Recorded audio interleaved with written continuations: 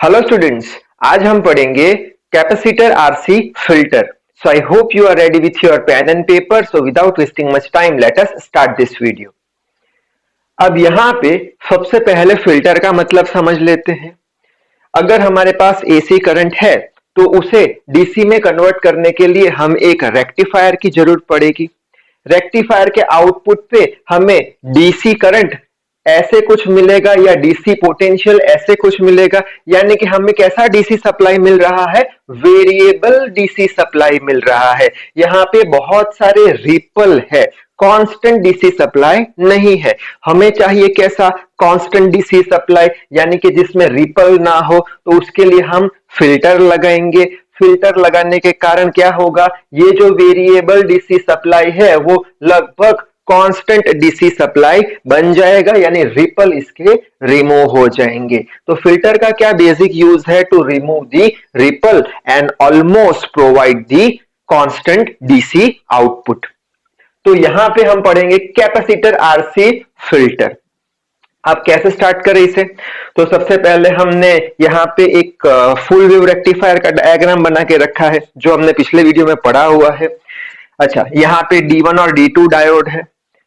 इसके आउटपुट पे, यानी कि यहाँ पे लोड रेजिस्टेंस पे हमें कैसा आउटपुट मिलने वाला है, ऐसा कुछ डीसी आउटपुट मिलने वाला है जिसमें रिपल है, और ये रिपल हमें रिमूव करने हैं। इसमें हमें एक फिल्टर लगाना पड़ेगा जिससे करके कुछ कांस्टेंट डीसी आउटपुट मिले। ठीक है, यहाँ एसी दिया, ये फुल वेव रेक्टिफायर ने कन्वर्ट कर दिया इसे डीसी में ऐसे। अब इसमें रिपल है, रिमूव करने पड़ेंगे हमें। कैसे, बाय यूजिंग दिस फिल्टर। तो सबसे पहले तो ये वेवफॉर्म कैसे आया वो देख लेते हैं। तो यहाँ पे क्या होगा, फर्स्ट हाफ साइकिल के लिए D1 एक्टिव होगा। D1 एक्टिव होगा यानी यहाँ पे मैं लिख लेता हूं D1 एक्टिव है। ठीक है, D1 एक्टिव होगा तो यहां से ये जो लोड रेजिस्टेंस है, ये 2 पॉइंट के अक्रॉस ये अपना पोटेंशियल बढ़ाता जाएगा। ठीक है, बढ़ाता बढ़ाता कहां तक, यहां तक मैक्सिमम तक आ गया। सपोज करते हैं मैक्सिमम पोटेंशियल Vm के बराबर है। ठीक है, अच्छा बाद में क्या होगा, ये 2 पॉइंट के अक्रॉस पोटेंशियल कम होगा। क्यों कम होगा, क्योंकि रिमेनिंग हाफ पोर्शन में अब D1 कैसा हो गया है, बंद हो गया है, इसलिए इसका पोटेंशियल घट जाएगा। बाद में क्या होगा, रिमेनिंग दूसरी नेगेटिव हाफ साइकिल के लिए ये D2 एक्टिव हो जाएगा, ये रिवर्स बायस में चला जाएगा। तो यहां पे मैं लिख लेता हूं D2 कैसा हो गया, एक्टिव हो गया। अब D2 करंट फ्लो कराएगा RL में से, तो RL का पोटेंशियल बढ़ता जाएगा, मैक्सिमम Vm जितना हो जाएगा। ठीक है, Vm जितना होने के बाद क्या होगा, अब ये D2 डायोड यहां से बंद हो जाएगा, यानी ये 2 पॉइंट के अक्रॉस पोटेंशियल घटता घटता 0 हो जाएगा, और आगे ऐसी कहानी चलेगी।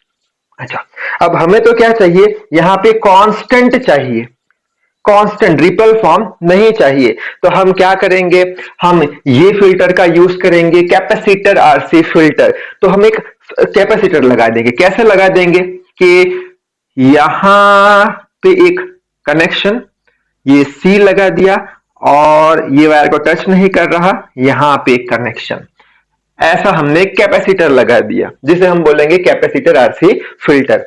अब ये कैपेसिटर लगाने की वजह से क्या हुआ देख लेते हैं।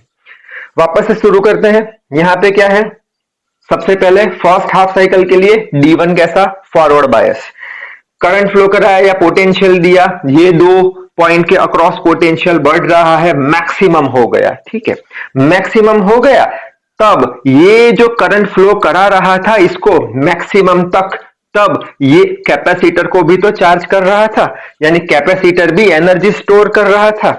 यानी यहां से लेके यहां तक ये 2 पॉइंट के अक्रॉस D1 ने तो पोटेंशियल बढ़ाया ही बढ़ाया, लेकिन साथ साथ में कैपेसिटर को भी फुल्ली चार्ज कर दिया। ठीक है, यानी यहां से हम ऐसी लाइन बना दी। अब ये पॉइंट पे क्या होने वाला है, D1 बंद हो गया, पोटेंशियल अब घटेगा नहीं ये 2 पॉइंट के अक्रॉस। क्यों, क्योंकि अभी यहां पे कैपेसिटर फुल्ली चार्ज है। तो कैपेसिटर क्या करेगा, कैपेसिटर इसको पोटेंशियल देगा, तो इसका पोटेंशियल 0 नहीं होने देगा, यानी अब कैपेसिटर लोड रेजिस्टेंस को ऐसे करके कुछ पोटेंशियल दे देगा ये पॉइंट तक। अब ये पॉइंट तक आते आते कैपेसिटर के पास जीरो एनर्जी हो जाएगी। अब कैपेसिटर की जरूरत भी नहीं, क्यों? क्योंकि ये पॉइंट पे तो क्या होगा, D2 अब एक्टिव हो जाएगा। D2 इसका पोटेंशियल बढ़ाएगा ये पॉइंट के अक्रॉस, तो बढ़ाता बढ़ाता बढ़ाता यहां तक आ गया।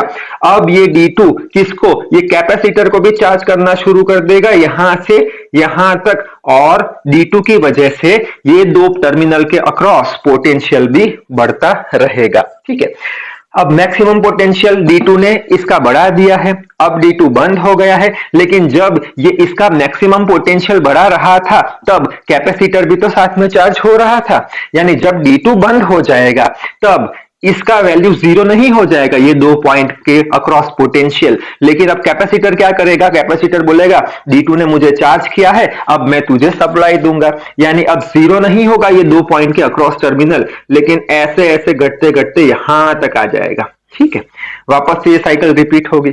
ठीक है, तो अगर इसे बनाना है तो ऐसे बना सकते हैं, ऐसे करके कुछ, ये ऐसे। ठीक है, यहां पे क्या करेंगे, ये ए पॉइंट कर देते हैं, ये मैक्सिमम पिक पॉइंट यहां पे बना दिया। ठीक है, बाद में ये यहां पे आ गया, ये मैक्सिमम पॉइंट। ठीक है, और यहां से यहां गया, ये suppose A B C D कर देते हैं, ऐसे ही आगे भी जाएगा। ठीक है, यहां से हम क्या लिख सकते हैं कि ए से पोटेंशियल बढ़ा तब क्या होगा, लोड रेजिस्टेंस में पोटेंशियल बढ़ेगा, कैपेसिटर भी चार्ज होता रहेगा। बाद में कैपेसिटर क्या करेगा, लोड रेजिस्टेंस को पोटेंशियल बढ़ाएगा, फिर क्या करेगा, अब दूसरा डायोड जो उसका करंट है वो आरएल में फ्लो कराएगा, कैपेसिटर को चार्ज करेगा ये पॉइंट तक। बाद में ये पॉइंट से वापस से कैपेसिटर ये लोड रेजिस्टर के अक्रॉस पोटेंशियल बढ़ाएगा, ऐसे करके ग्राफ बनता जाएगा। तो यहाँ पे हम देख सकते हैं क्या कि हमारे पास जो ऐसे रिपल फॉर्म थे वो कुछ हद तक कांस्टेंट हो चुके हैं ये सब फिल्टर लगाने के कारण। तो यहां तक आपको एग्जाम में लिखना है। सो इस वीडियो में बस इतना ही। So till then read hard, work hard. Thank you very much.